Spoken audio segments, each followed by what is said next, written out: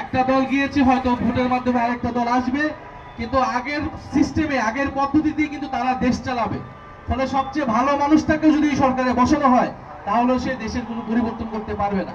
এই জন্য আমরা বলছি আপনারা হ্যাঁ পক্ষে, সংস্কারের পক্ষে ভোট দিবেন এবং দল মত নির্বিশেষে আমরা সংস্কারের পক্ষে, হ্যাঁ পক্ষে ক্যাম্পেইন করব। সেটার জন্যই আজকের এই উদ্যোগটা। আমরা এরকম আরো অনেক উদ্যোগ এই পুরো ইলেকশনের আগ মুহূর্ত পর্যন্ত নিব। ইলেকশনের দিন পর্যন্ত আমরা হ্যাঁ পক্ষে এবং 11 দলীয় জোটের পক্ষে আমরা ক্যাম্পেইন চালাবো।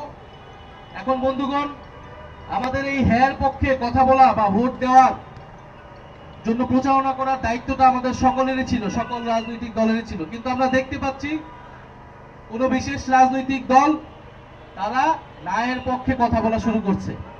তারা ইনিয়ে বিনিয়ে নানাভাবে ন্যায়ের পক্ষে, মানুষ যাতে ন্যায়ের পক্ষে ভোট দেয়, তাদের কর্মীরা যাতে ন্যায়ের পক্ষে ভোট দেয়, সেটার জন্য প্রচারণা করার চেষ্টা করছে। তারা প্রথমে বলল যে সরকার নিরপেক্ষ থাকতে হবে, সরকার হ্যাঁ পক্ষে কথা বলতে পারবে না। এই বিশেষ দলই যখন সংস্কার কমিশন হয়েছিল তখন তারা বলেছিল এই সরকার কেন সংস্কার করবে, গণ অভ্যুত্থানের পরে কোনো সংস্কারেরই প্রয়োজন নাই তারা বলেছিল। কিন্তু আমরা বলেছিলাম সংস্কার করতে হবে, সংস্কারই গণ অভ্যুত্থানের প্রধান এজেন্ডা, বিচার সংস্কার। ফলে এখন তারা ন্যায়ের পক্ষে পরোক্ষভাবে বলার চেষ্টা করছে। আমরা বলবো এই ভুলটি করার চেষ্টা করবেন না। যদি ন্যায়ের পক্ষে চলে